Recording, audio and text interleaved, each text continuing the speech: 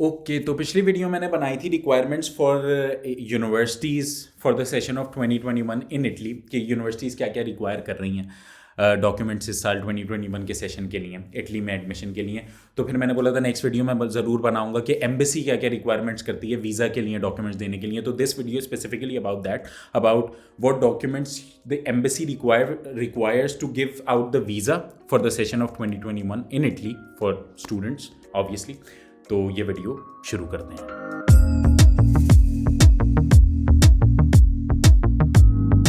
Okay, तो ये video बनाने का स्पेशली मकसद ये है कि बहुत सारे डॉक्यूमेंट्स यूनिवर्सिटी पहले से ही आपको बनाना शुरू करना पड़ते हैं वीज़ा के लिए, जैसे बैंक स्टेटमेंट होती है, आइल्स होते हैं और तरह तरह के और डॉक्यूमेंट्स होते हैं जो आपको पहले से ही बनाना शुरू कर देने चाहिए इटली में अगर आपको वीज़ा चाहिए, किसी भी एम्बेसी में आपको वीज़ा चाहिए उसके लिए। तो अगर ये सारे डॉक्यूमेंट्स आपके पास हुए तो मैं नहीं समझता कि आपको वीज़ा ना लगने की कोई और वजह बन सकती है। ओके, तो सबसे पहला जो आपको चाहिए होता है वो आपकी वीज़ा एप्लीकेशन चाहिए होती है। ऑब्वियसली आपको एक पूरा फॉर्म भरना होता है, मगर वो आप उसी टाइम कर सकते हो।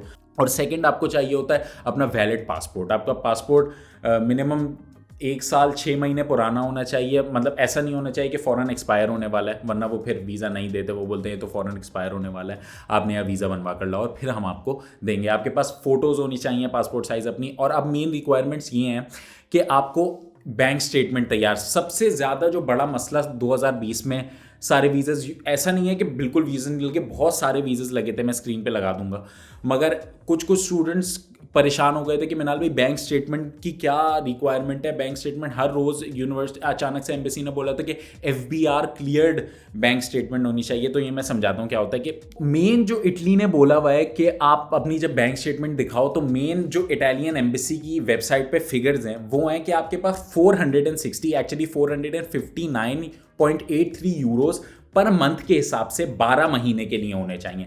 तो ये साल के कुछ इतने बन जाते हैं। और इतने यूरोज पाकिस्तानी रुपीस में उस टाइम के रेट के हिसाब से, जैसे इस टाइम का रेट ये चल रहा है, तो इतने आपके पास मिनिमम बैंक स्टेटमेंट 1 साल की होनी चाहिए। बैंक स्टेटमेंट 6 महीने पुरानी भी हो सकती है आपकी, वो कोई बड़ी बात नहीं है। आप अपनी बैंक स्टेटमेंट भी दिखा सकते हो, अपने वालदैन की बैंक स्टेटमेंट भी, जो भी आपका गार्डियन है उसका स्पॉन्सर एफिडेविट लगा के आप वो बैंक स्टेटमेंट दिखा सकते हो। और इसमें कोई हार्ड एंड फास्ट रूल नहीं है, इससे ज़्यादा होती है। मैं यूजुअली अपने स्टूडेंट्स को बोलता हूँ कि 15 से 20 लाख रुपए होनी चाहिए, क्योंकि ये बैंक स्टेटमेंट शायद 10 से 11 लाख रुपए बनेगी। 11 लाख पे शायद एक वीज़ा लगा था इस साल मेरा, तो वो बहुत ज़्यादा, वो भी 80% आई थी उसकी FSC में, तो इसलिए वो लग गया था। मगर मैं यूजुअली स्टूडेंट्स को बोलता हूँ कि आपकी 15 से 20 लाख रुपए होनी चाहिए FBR टैक्स क्लियर्ड। अच्छा, मेन रिक्वायरमेंट जहाँ स्टूडेंट्स आके फंस रहे थे कि पाकिस्तान में ज़्यादातर लोग, या इंडिया में भी, मुझे इंडिया का नहीं पता, मैं पाकिस्तान से ताल्लुक है मेरा, तो मैं पाकिस्तान की बात करूँगा कि ज़्यादातर लोग टैक्स फाइलर्स नहीं होते। बहुत सारे लोग होते हैं, वो उनकी बिजनेसेस होते हैं, वो टैक्स स्मॉल स्केल पे बिजनेसेस होते हैं, वो टैक्स फाइल नहीं कर पाते, नहीं होते टैक्स फाइलर्स, हालांकि वो टैक्स रिटर्न्स उनके फाइल नहीं होते। तो एम्बेसी ने बोला था कि जो भी आपका गार्डियन है, जो भी आपको स्पॉन्सर कर रहा है, अगर आप अपनी बैंक स्टेटमेंट दिखा रहे हो और आपके या अपने वालदैन की बैंक स्टेटमेंट दिखा रहे हो, जो भी आपने बैंक स्टेटमेंट दिखाई है वो FBR टैक्स क्लियर्ड होनी चाहिए, कि आपने टैक्स फाइलर होने चाहिए। और उन्होंने बोला था कि पिछले 1 से 2 साल की टैक्स क्लियरिंग स्टेटमेंट आपने स्लिप लाके दिखानी है, FBR स्लिप लाके दिखानी है। तो जो भी मेरे पास, जिनका भी मैं एडमिशन इस साल के लिए शुरू कर चुका हूं, या जो भी मेरे पास नए स्टूडेंट्स आ रहे हैं, और आप लोगों भी जो भी खुद से करना चाहते हैं, मैं उनको अभी से एडवाइस कर रहा हूं कि FBR टैक्स क्लियर्ड अपना अकाउंट रखना है, टैक्स फाइलर बनना है, और उनको जरूर वो स्लिप देनी है, क्योंकि वो कुछ नहीं पता चलता कब मांग लें। ओके, तो सेकंड मोस्ट इंपॉर्टेंट डॉक्यूमेंट होता है आपकी DOV, declaration of value. Declaration of value आपकी होती है कि एम्बेसी वाले आप जब आपकी प्री इनरोलमेंट समरी आपके पास आती है, प्री इनरोलमेंट समरी आपको कैसे मिलती है, वो एक लंबा प्रोसेस है। मैं पूरी प्रोसेसिंग के ऊपर वीडियो बना दूंगा कि कैसे स्टेप बाय स्टेप प्रोसेस होता है इटली का एडमिशन लेने के लिए और प्री इनरोलमेंट समरी लेने के लिए। तो इसलिए अगर आप लोगों ने सब्सक्राइब नहीं करा तो सब्सक्राइब कर दें, क्योंकि अपकमिंग डेज में मैं वो वीडियो अपलोड करने वाला हूँ। तो please like this video and subscribe to my channel, इससे मुझे मोटिवेशन मिलती है। तो उसमें मैं आपको सारा प्रोसेस बता दूंगा। अच्छा, तो वो समरी लेकर और आप अपने मेन डॉक्यूमेंट्स लेकर, जिन पे आपने वीज़ा अप्लाई करा होता है, वो लेकर आप जाते हैं। कराची वालों की पहले बात करते हैं, वो लेकर जाते हैं जेरीज या VFS जाके वो अपने मेन सारे डॉक्यूमेंट्स और अपनी pre enrolment summary, admission VFS global में जमा करवाते हैं या जेरीज में जमा करवाते हैं, और उसकी कोई 300 साढ़े 300 यूरो रुपीज़ 300 ₹350 फीस होती है।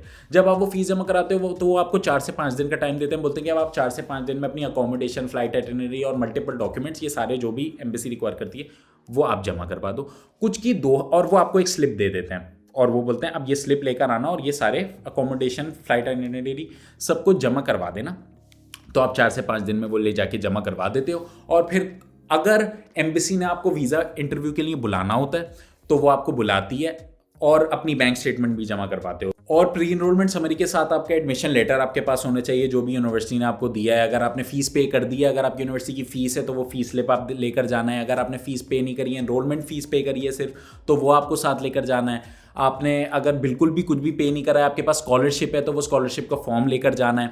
और अगर आपके पास एडमिशन लेटर नहीं है, सिर्फ प्री इनरोलमेंट समरी है, usually that is completely fine कि अगर आपके पास सिर्फ प्री इनरोलमेंट समरी है, क्योंकि प्री इनरोलमेंट समरी मेन चीज़ है। आपके एम्बेसी वाले या VFS ग्लोबल या जेरी वाले सिर्फ आपकी प्री इनरोलमेंट समरी चेक करते हैं। उसका प्रोसेस मैं नेक्स्ट वीडियो में समझा दूंगा कैसे। तो ये सारे डॉक्यूमेंट्स आपको ज़रूर लेकर जाना है। अगर आपके पास स्कॉलरशिप है तो वो उसका डॉक्यूमेंट ज़रूर लेकर जाना है और फिर उनको एक्सप्लेन भी करना है कि कैसे आप स्कॉलरशिप अप्लाई करोगे। जब तक आप स्कॉलरशिप अप्लाई नहीं करोगे तब तक, जब तक ये स्कॉलरशिप शुरू नहीं होगी, इनिशिएट नहीं होगी, तब तक आप वहाँ अपना सर्वाइवल कैसे करोगे। क्योंकि जाहिर है स्कॉलरशिप तो आपके पास आ जाती है, मगर वहाँ जाकर आपको वो शुरू करवानी पड़ती है। एम्बेसी से डॉक्यूमेंट, पाकिस्तान एम्बेसी से कुछ डॉक्यूमेंट्स अटैच करवाने पड़ते हैं डिपेंडिंग ऑन द स्कॉलरशिप। और बहुत सारे स्टूडेंट्स को मेरे ये मिलती है तो इसलिए मुझे इसका थोड़ा सा पता है। ERSU स्कॉलरशिप होती है, लाजिया स्कॉलरशिप होती है। मैं स्कॉलरशिप के बारे में अलग वीडियो बना दूंगा। और फिर आपको एक सिजोर्नो बनवाना पड़ता है, अपना रेजिडेंस परमिट जब तक आपका नहीं बनता, जब तक आप वहाँ रजिस्टर्ड नहीं होते तब तक वो स्कॉलरशिप शुरू नहीं होती। तो फिर अगर आपको बुलाना होता है तो वो बुलाती है एम्बेसी वीज़ा इंटरव्यू के लिए, वरना वो वीज़ा इशू कर देती है। कुछ का 2 हफ्ते में DOV आ जाती है, कुछ की 1 महीने में DOV आती है और वीज़ा साथ में लगकर आ जाता है फिर। और ऐसा नहीं है, कोई हार्ड एंड फास्ट रूल नहीं है, पहले इंटरव्यू हो जाएगा, आपका वीज़ा भी मिल जाएगा, फिर आपको DOV मिल जाएगी, डिक्लेरेशन ऑफ वैल्यू। तो जब आप इटालियन एयरपोर्ट पे इटली में लैंड करते हो तो वो एयरपोर्ट पे आपकी चेक करते हैं DOV। और फिर आप जब अपनी यूनिवर्सिटी में एनरोल करते हो तो वो आपको यूनिवर्सिटी में भी DOV चेक करते हैं। उसके बगैर आप स्कॉलरशिप अप्लाई नहीं कर पाते, उसके बगैर आपको ज़्यादा बहुत मुश्किलात पेश आ जाती हैं और कुछ कुछ केसेस में आपको पाकिस्तान भी वापस आना पड़ता है। और फिर अब पंजाब वालों का ये है DOV का केस कि वही सेम आप प्री इनरोलमेंट समरी और सब कुछ लेकर जाते हो और आप वो लेकर जाके डायरेक्ट एम्बेसी में जमा कराते हो। आपकी कंप्लीट डॉक्यूमेंट्स, बैंक स्टेटमेंट, आपकी एप्लीकेशन वगैरह सारी, पासपोर्ट की कॉपीज़, अपनी प्री इनरोलमेंट समरी और जितने भी सारे फ्लाइट आइटिनरी, अकोमोडेशन, सब कुछ ले जाके आप अपना इटालियन एम्बेसी में इन पंजाब जमा करवा देते हो जो इस्लामाबाद के अंदर है। तो फिर वो आपको वीज़ा इंटरव्यू लेते हैं अगर उस टाइम उन्होंने लेना हो, वरना वो बोलते हैं कि हम आपको लेटर ऑन इंटरव्यू के लिए बुला लेंगे। वो आपको इंटरव्यू के लिए बुलाते हैं और फिर आपका ज़ाहिर है सिंपली आपका वीज़ा लग जाता है। और अगर उन्होंने कोई फर्दर आपके डॉक्यूमेंट्स मांगने होते हैं तो वो मांग लेते हैं। एम्बेसी वाले ही आपको वीज़ा लगा कर देते हैं और DOV बना कर देते हैं फ्रॉम पंजाब। और कराची में VFS ग्लोबल या जेरीज वाले आपको ये करके देते हैं। तो ये सिंपल प्रोसेस है वीज़ा तक एम्बेसी जो डॉक्यूमेंट्स रिक्वायर करती है। इसके अलावा एम्बेसी बहुत छोटे मोटे डॉक्यूमेंट्स रिक्वायर करती है, जैसे आपकी CV मांग लेती है, वो आपके IELTS बहुत ज़रूरी है। IELTS के बगैर DOV जमा नहीं होएगी। IELTS के बगैर एम्बेसी आपके डॉक्यूमेंट्स ही नहीं लेगी। अगर आपका C ग्रेड होगा तो एम्बेसी आपके डॉक्यूमेंट्स ही नहीं लेगी। तो IELTS मिनिमम 6 बैंड्स आपके होने चाहिए, भले आप बैचलर्स के लिए अप्लाई कर रहे हो, भले आप मास्टर्स के लिए अप्लाई कर रहे हो, भले आपने O&A लेवल्स करा हो, आपके 6 बैंड्स मिनिमम IELTS होने चाहिए। तो इसलिए मैं अभी से सबको बोल रहा हूँ कि बैंक स्टेटमेंट और IELTS करना शुरू कर दें, ताकि आपका उस टाइम तक, अप्रैल तक, जब तक आपका एडमिशन आपके हाथ में हो, आपके पास IELTS और बैंक स्टेटमेंट आपके बनना शुरू हो जाए और सारा कुछ आपके पास हो। अच्छा, DOV के लिए जितने भी आपने डॉक्यूमेंट जमा करवाने हैं, एम्बेसी में जितने भी डॉक्यूमेंट जमा करवाने हैं, आपके एजुकेशनल डॉक्यूमेंट, वो सारे HEC से, अगर आपने मास्टर्स के लिए अप्लाई करा है तो आपके बैचलर्स के डॉक्यूमेंट सारे HEC से या आपके रिस्पेक्टिव बोर्ड से अटेस्ट होने चाहिए। नॉन अटेस्टेड डॉक्यूमेंट्स वो एक्सेप्ट नहीं करते। अगर आपने FSC इंटर मैट्रिक करा हुआ है तो आपके IBCC से, इंटर बोर्ड से अटेस्टेड होने चाहिए वो सारे डॉक्यूमेंट्स। अटेस्ट करवा लिएगा ज़रूर अपने डॉक्यूमेंट्स, वरना वो फिर भी एक्सेप्ट नहीं करेंगे। तो डॉक्यूमेंट्स अटेस्टेशन बहुत ज़रूरी है और जितने भी आप डॉक्यूमेंट्स उन्हें सबमिट करवाएंगे वो सारे लीगल अथॉरिटी से अटेस्टेड होने चाहिए। ऐसे ही नहीं है कि आप अपने डॉक्यूमेंट्स कोई भी ले जाएं।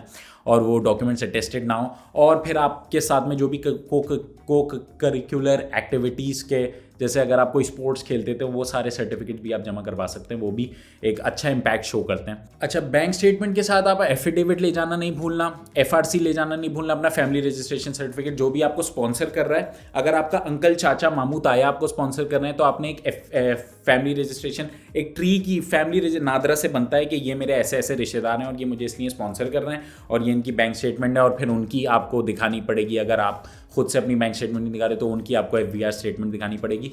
तो ऐसे, और कुछ केसेस में एम्बेसी बोलती है कि इनको भी साथ लेकर आओ, इनका भी हमने इंटरव्यू लेना है, इनसे भी थोड़े बहुत पूछने कि इन्होंने दिया भी है नहीं।